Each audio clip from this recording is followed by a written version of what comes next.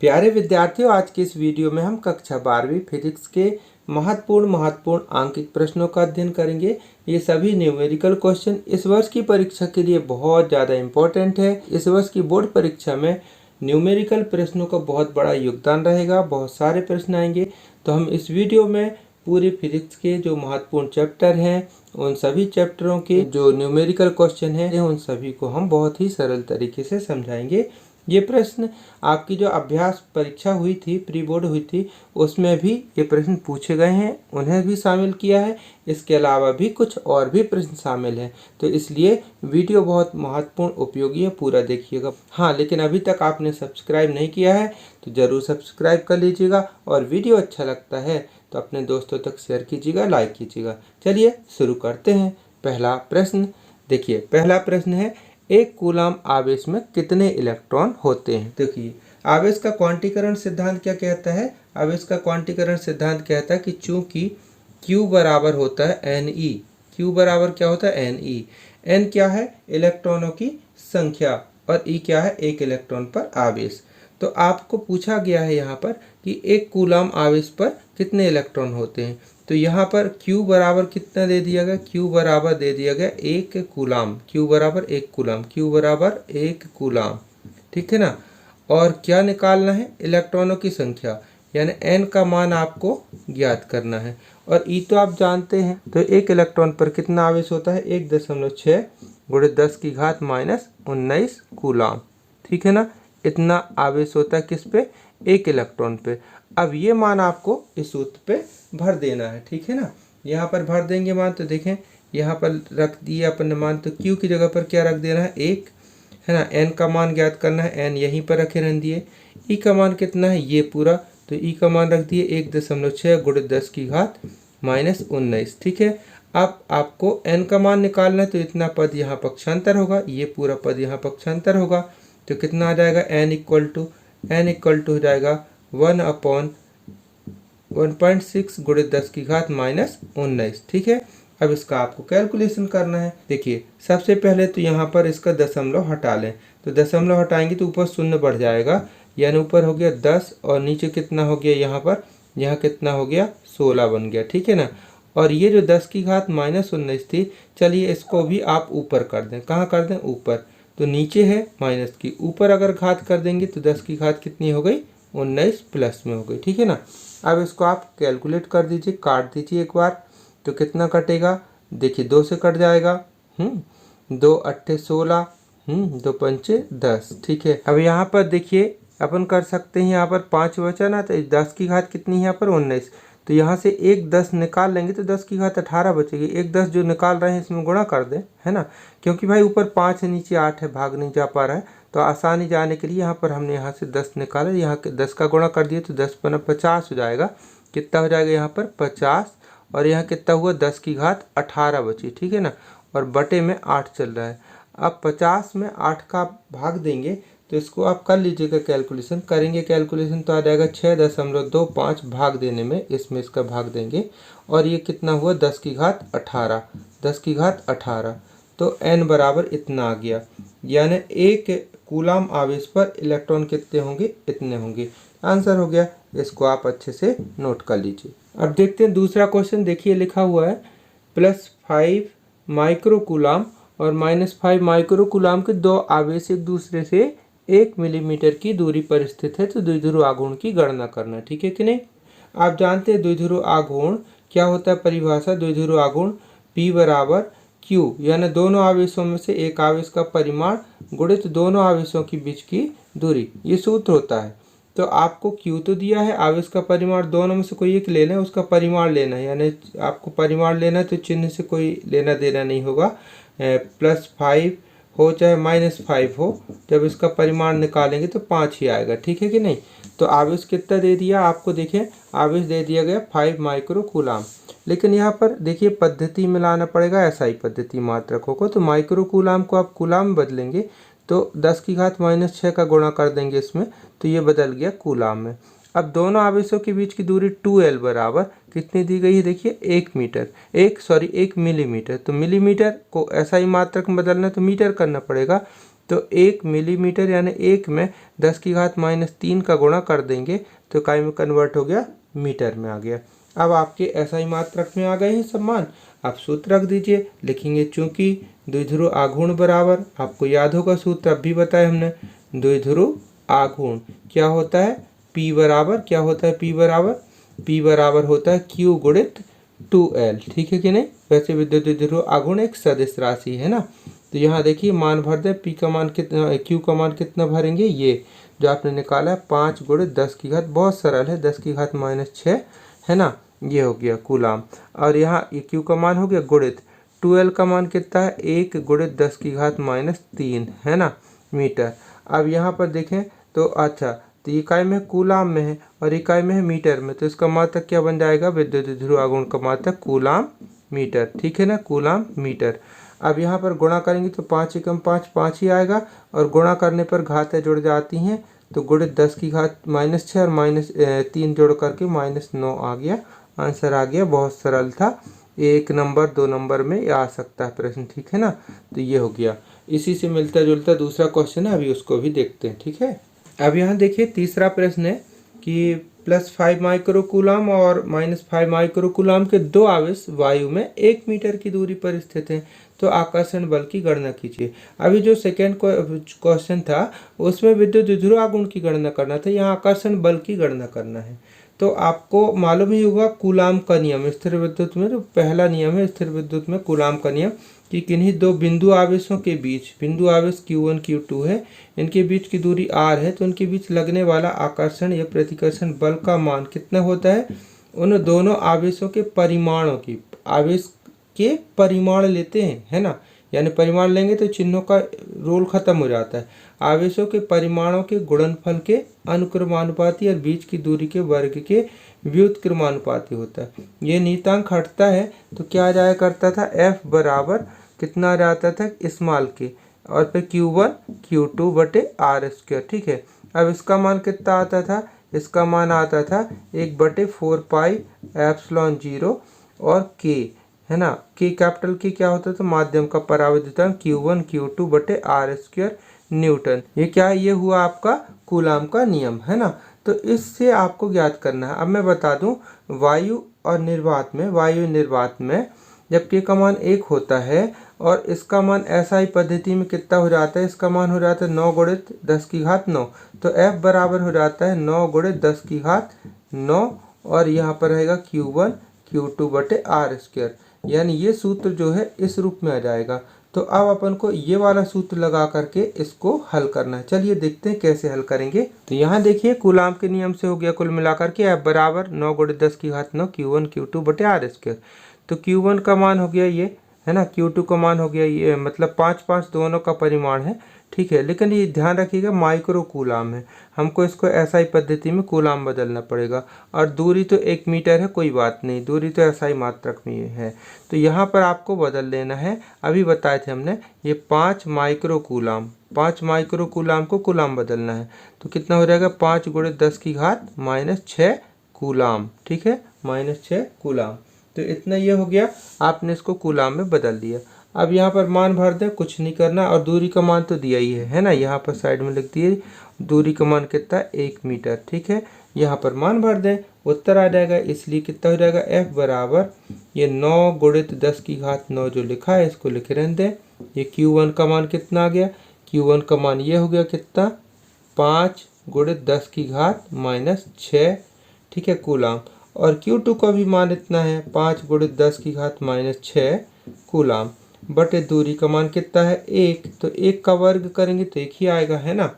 तो इसको हल कर देंगे अपन, कुछ नहीं, बस सीधे सीधे इनका गुणा कर दें, पहले संख्या संख्या का गुणा कर दें, 9 गुणित 5 इसका आप गुणा करेंगे तो कितना आ जाएगा, इसका गुणा करेंगे तो 225 आ जाएगा, ठीक है कि नहीं।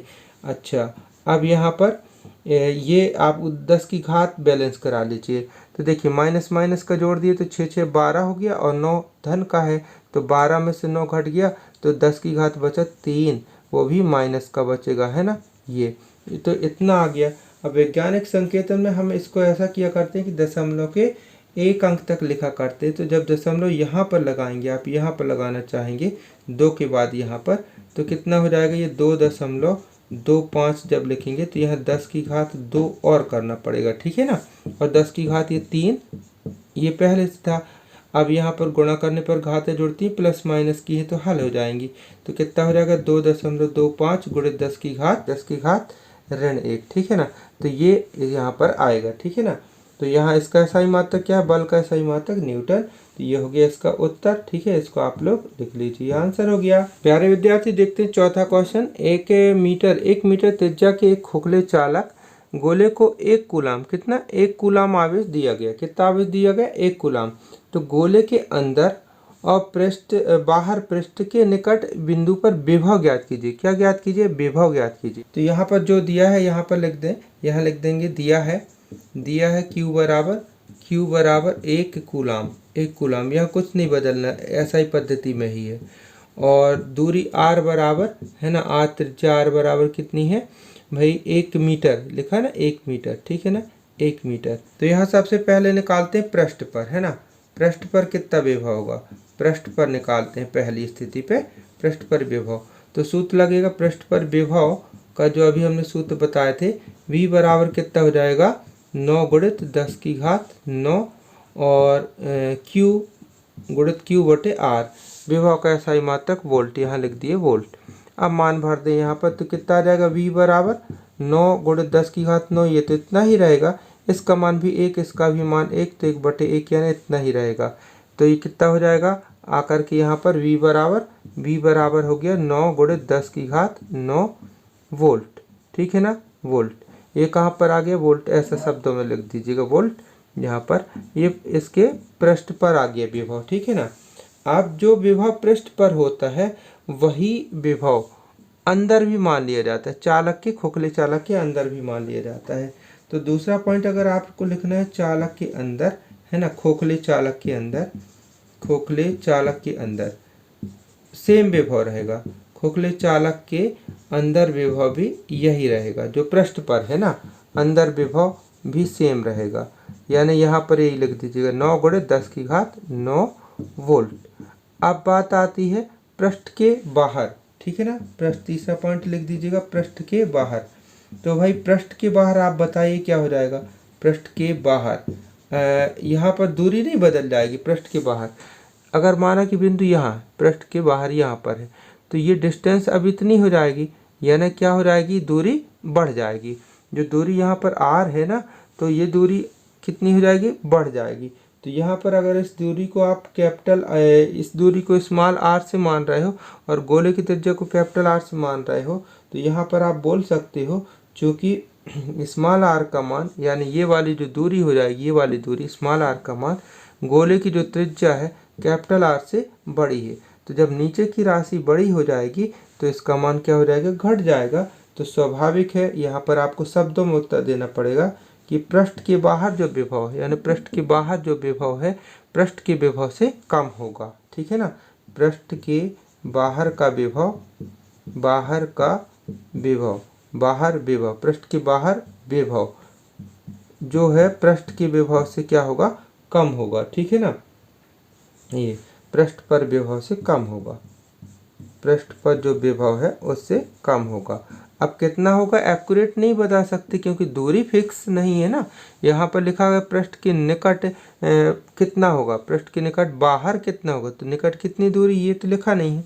तो बस आपको इतने उत्तर से इसका काम चल जाने वाला, ठीक है। तो इसको आप लोग अच्छे से नोट कर लीजिए। अब पांचवा क्वेश्चन में यहाँ देखिए कि किसी कार की संचायक बैटरी का विद्युत वाहक बल कितना है, 12 वोल्ट है। विद्युत वाहक बल 12 वोल्ट है, यानी आपको यहाँ पर लिख देना है, ये मिल गया आपको विद्युत वाहक बल, ठीक है ना। विद्युत वाहक बल कितना मिल गया, E बराबर ई से दर्शाते हैं 12 वोल्ट, ठीक है ना, 12 वोल्ट मिल गया। अब कहा यदि बैटरी का आंतरिक प्रतिरोध कैसे दर्शाते हैं, स्मॉल r से, कितना है 0.4 ओम। बहुत अच्छी बात ये मिल गई कि ये भी असाई मात्रक, ये भी असाई मात्रक, झंझट खत्म, ठीक है ना। 4 ओम है। तो बैटरी से ली जाने वाली अधिकतम धारा का मान बताइए। आपको सूत्र मालूम होगा कि अधिकतम धारा या धारा बराबर सूत्र होता है विद्युत धारा I बराबर कितना होता है ई बटे आर। आर मीन्स टोटल जितना प्रतिरोध है, तो यहाँ पर लिख देंगे small R plus capital R. तो भाई कैपिटल आर तो है ही नहीं है, बाह्य प्रतिरोध तो कुछ इसमें सवाल में दिया ही नहीं, तो यहाँ पर लिख देंगे चूंकि बाह्य प्रतिरोध बराबर आर बराबर 0। बाह्य प्रतिरोध कितना है, आर बराबर है ही नहीं है तो 0 है। तो बाकी चीज़ मान जो दी गई है उसको भर दें, उत्तर आ जाएगा। तो कितना हो जाएगा, आई का मान ज्ञात करना है, ई का मान कितना है 12 और इसका स्मॉल आर का मान कितना है 0.4। अब आपको क्या करना है, यहाँ से दशमलव हटा देना है, ऊपर 0 बढ़ जाएगा, नीचे हो जाएगा 4, 4 से काट दे तो 4 तिया 12 और ये वाला 0, 30 आ गया 30 एम्पियर। ठीक है ना, धारा का सही मात्रक हो जाएगा एम्पियर। आंसर हो गया, कितना इजी है ना। अब देखिए छठवां प्रश्न, यहाँ लिखा है यदि 5 सेल, कितने सेल, 5 सेल जिनके प्रत्येक के ईएमएफ यानी विद्युत वाहक बल 2 वोल्ट है और आंतरिक प्रतिरोध कितना है 0.5 ओम है, समांतर क्रम में, किस क्रम में ध्यान रखिएगा, समांतर क्रम में सेलों को जोड़ा गया, 5 सेलों को समांतर क्रम में, यानी समझ लीजिए कि ऐसा एक सेल ये हो गया, ऐसा ये दूसरा हो गया, इसी प्रकार ये तीसरा हो गया, ये चौथा हो गया, ये पांचवा हो गया, 5 सेल हो गए ये। ठीक है ना, पांचों, और पांचों को समांतर क्रम में जोड़े, यानी सभी सेलों के पॉइंट एक ही बिंदु पर टच हैं, एक ही बिंदु पर सभी सेलों के पॉइंट टच है। ठीक है ना, ये वाले प्लस प्लस और ये सभी दूसरे पॉइंट पर टच है। ठीक है ना, ये तो क्या हो जाएगा ऐसी स्थिति में, जब समांतर क्रम में संयोजन होगा तो यहाँ पर एक स्थिति आती है कि तुल्य विद्युत वाहक बल बराबर कितना हो जाएगा, एक सेल का विद्युत वाहक बल। तो इसने पूछा ना तुल्य विद्युत वाहक बल कितना होगा, तो एक सेल के विद्युत वाहक बल के बराबर हो, तो एक सेल का विद्युत वाहक बल कितना है 2 वोल्ट। तो यहाँ उत्तर आ जाएगा 2 वोल्ट, यानी एक उत्तर के लिए तो आपको कुछ हल ही नहीं करना पड़ा, सीधा सीधा आ गया। अब यहाँ पर सिर्फ ये जो सेकंड है कि तुल्य आंतरिक प्रतिरोध ज्ञात करना, तो ये भी बहुत सरल है। कैसे ज्ञात होगा तुल्य आंतरिक प्रतिरोध, इसको अपन कैसे निकाल देंगे, तुल्य आंतरिक प्रतिरोध को समांतर क्रम में संयोजन करेंगे ना, तो कितना हो जाएगा आंतरिक प्रतिरोध स्मॉल आर बराबर एन। तो एन क्या है, पंक्तियों की संख्या। तो आर का मान कितना है, एक प्रतिरोध का मान, तो एक प्रतिरोध का मान कितना है 0.5 और बटे में एन, पंक्तियों की संख्या कितनी है 5, 5 सेल है ना, तो 5 पंक्ति आ जाएंगी इसमें। ठीक है ना, ये अभी हमने बताया ना, पहली पंक्ति में एक, दूसरी में एक, तीसरी में एक, ऐसे करके चौथी, पांचवी, 5 पंक्ति में एक एक सेल आ जाएगा, है ना। तो इसलिए पंक्तियों की संख्या कितनी हो गई 5, है ना। अब इसको आपको हल कर देना है, तो यहाँ दशमलव, तो नीचे इसको आप कर दीजिए, तो 5 बटे कितना हो जाएगा 50, इसको आप काट देंगे तो 1/10 हो गया, 1/10, 1/10 यानी 0.1 ओम। तो ये हो गया सेल का मतलब परिपथ का तुल्य आंतरिक प्रतिरोध। आंसर हो गया। अब देखते हैं सातवां प्रश्न, लिखा है 8 वोल्ट विद्युत वाहक बल की एक संचायक बैटरी, कितने वोल्ट की, 8 वोल्ट की एक बैटरी है। ठीक है, जिसका आंतरिक प्रतिरोध 0.5 ओम है। उस बैटरी को श्रेणी क्रम में 15.5 ओम के प्रतिरोधक का उपयोग करके 120 वोल्ट के डीसी स्रोत से चार्ज किया जाता है। ठीक है, चार्ज किया जाता है। तो चार्ज के समय बैटरी के टर्मिनल वोल्टता ज्ञात कीजिए। टर्मिनल वोल्टता कितनी होगी, तो यहाँ देखिए दिया क्या क्या है। तो सबसे पहले बहुत ईजी है करना, यहाँ लिखेंगे ई बराबर दिया है, ई बराबर बैटरी का विद्युत वाहक बल ई बराबर 8 वोल्ट। ठीक है, और बैटरी का आंतरिक प्रतिरोध कितना है, स्मॉल आर बराबर ये दिया है 0.5 ओम। ठीक है ना, ये बैटरी का आंतरिक प्रतिरोध हो गया। अब इसमें जब हम आवेशन स्रोत के साथ इसमें लगाते हैं तो आवेशन स्रोत का वोल्टेज कितना है, आवेशन स्रोत लिखेंगे ना, चार्जिंग जिससे करते हैं, का विद्युत वाहक बल कितना हो जाएगा, उसको अपन दर्शाएंगे ई बाह। तो इसको लिखेंगे ई एग्जिट, ई एग्जिट यानी बाह्य विद्युत वाहक बल कितना है 120 वोल्ट। बाह्य विद्युत वाहक बल इतना हो गया जो जिसे चार्ज करते हैं। ठीक है ना, अब इसमें अपन को क्या ज्ञात करना है, इसमें टर्मिनल वोल्टता ज्ञात करना है। लेकिन बाह्य प्रतिरोध भी दिया है, देखिए बाह्य प्रतिरोध कितना दिया गया है, ये आर का मान दिया है, बाह्य प्रतिरोध। ठीक है ना, बाह्य प्रतिरोध को कैपिटल आर से दर्शाते हैं, कितना दिया है कैपिटल आर बराबर 15.5 ओम। ये दिया है। अब यहाँ से चार्जिंग के समय टर्मिनल वोल्टता ज्ञात करना है। यहाँ लिख देंगे क्या ज्ञात करना है, टर्मिनल वोल्टता, टर्मिनल वोल्टता। इसको अपन लिखेंगे VC, इसको अपन को ज्ञात करना है, क्वेश्चन मार्क है। चलिए सूत्र जानते हैं। चार्जिंग धारा, चार्जिंग धारा जो उसमें बैटरी में चार्ज के समय दी जा रही बैटरी को चार्जिंग धारा I बराबर, चार्जिंग धारा I बराबर सूत्र होता है EXT लिख देते हैं माइनस E यानी बैटरी का विद्युत वाहक बल और बटे प्रतिरोध, और कैपिटल R बाह्य प्रतिरोध कहलाए, स्मॉल r आंतरिक प्रतिरोध। मान भर दीजिए, इसमें आ जाएगा। तो I बराबर कितना आ जाएगा, I बराबर E एग्जिट कितना है 120 ये, और इसका कितना है ये 8 वोल्ट है ना, बटे कितना हो जाएगा यहाँ पर देखिए कैपिटल R का मान कितना है, कैपिटल R का मान ये लिखा है 15.5, ठीक है, और आंतरिक प्रतिरोध कितना है 0.5। अब इसको आपको हल कर देना है तो क्या आ जाएगा, I इक्वल टू आ जाएगा, I का मान कितना आ जाएगा, इसमें घटाएंगे तो 120 में से 8 गया तो 112 बचा, ठीक है, और इसमें इसको घटा दिए तो कितना बचेगा यहाँ, सॉरी जो इसमें जोड़ेगा ये प्लस है, जोड़ेगा तो कितना हो जाएगा ये, यहाँ पर हो जाएगा 16, ठीक है ना, 16 हो जाएगा। तो इसको जब हम काटेंगे तो इसका आ जाएगा 7 एम्पियर। तो ये हो गई चार्जिंग धारा। अब अपन को टर्मिनल वोल्टता निकालना है मेन चीज। तो यहाँ पर कहेंगे टर्मिनल वोल्टता, टर्मिनल वोल्टता कैसे दर्शा रहे हैं, V से।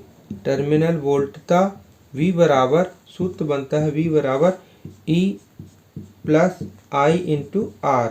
अब इसमें अपन को मान भर देना है ना, कैसे भर देना है, इसका मान देखिए V का मान निकालना है तो E का मान आपके पास है 8 है ना, 8 रख दिए, प्लस I का मान निकल गया है ये 7 एम्पियर, और स्मॉल r का मान मालूम ही है कितना है, स्मॉल r का मान शुरू में दिया था ये 0.5, ठीक है। इसका इसमें गुणा कर देंगे, तो गुणा करेंगे तो कितना आ जाएगा, ये देखिए 8 तो ये लिखा है, इसका गुणा करेंगे तो आ जाएगा 3.5, तो जोड़ेंगे तो 8 में 3 जोड़ेंगे तो 8 3 11 हो जाएगा, यानी 11.5 वोल्ट।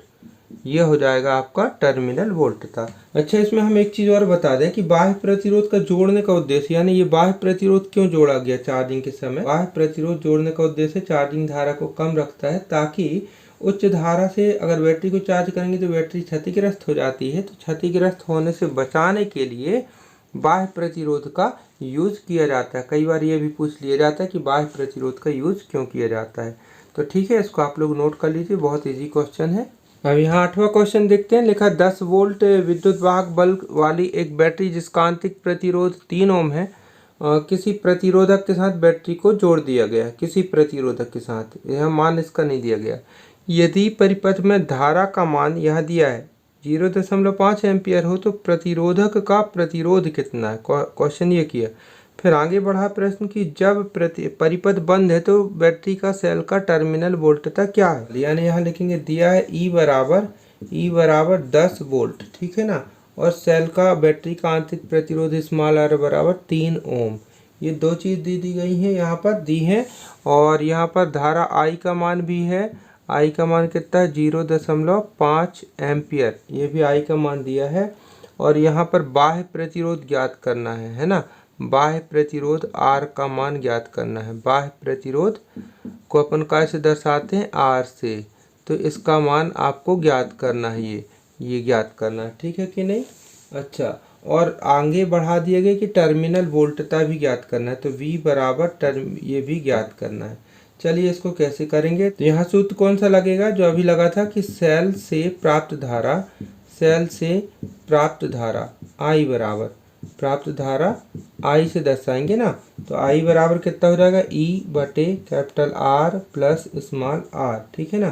तो इसमें अगर हम इसको यहाँ कर दें, क्योंकि एक्चुअली हमको कैपिटल R का मान ज्ञात करना है, तो इसको पक्षांतर करके यहाँ ले आते हैं, तो कितना हो जाएगा, सूत्र बन जाएगा capital R plus small r यहाँ आया और I यहाँ आ जाएगा, यानी कैपिटल E बटे I, ठीक है ना, ये हो गया। और आप इसको एक लाइन और कर दें, कैपिटल R यहीं लिखें, R स्मॉल r को यहाँ कर दें, तो फाइनली डायरेक्ट उत्तर आ जाएगा कैपिटल R बराबर E बटे I माइनस स्मॉल r।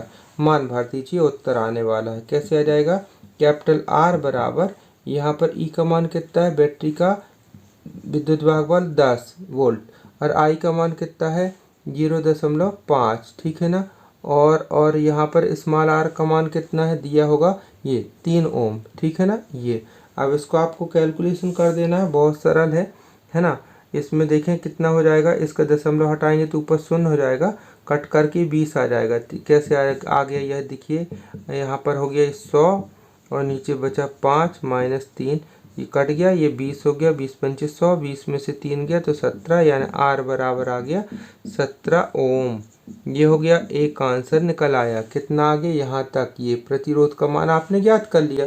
अब यहाँ पर पूछा कि टर्मिनल वोल्टता, तो टर्मिनल वोल्टता के लिए सूत्र लगा दीजिएगा। टर्मिनल वोल्टता V बराबर कितना हो जाएगा, E minus I into R।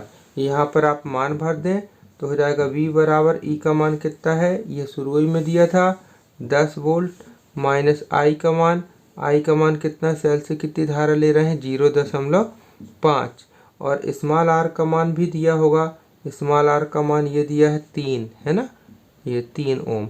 अब इसको आपको हल करना है तो कितना हो जाएगा, ये 10 ये रहेगा, और यहाँ पर 5 दिए 15, 1.5 इसमें घटा देंगे तो ये आ जाएगा 8.5 वोल्ट, ठीक है ना। ये आ गई टर्मिनल वोल्टता, ठीक है। इजी क्वेश्चन है, इम्पोर्टेंट है, ज़रूर आप सीख लीजिएगा। तो प्यारे विद्यार्थियों, वीडियो लंबा हो रहा है क्योंकि क्वेश्चन भी बहुत सारे हैं, एक ही वीडियो में इतना सारा संभव नहीं है।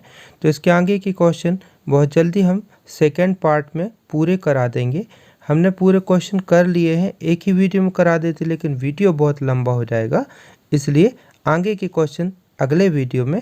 तो प्लीज़ सब्सक्राइब कर लीजिएगा, शेयर कीजिएगा अधिक से अधिक। Thank you.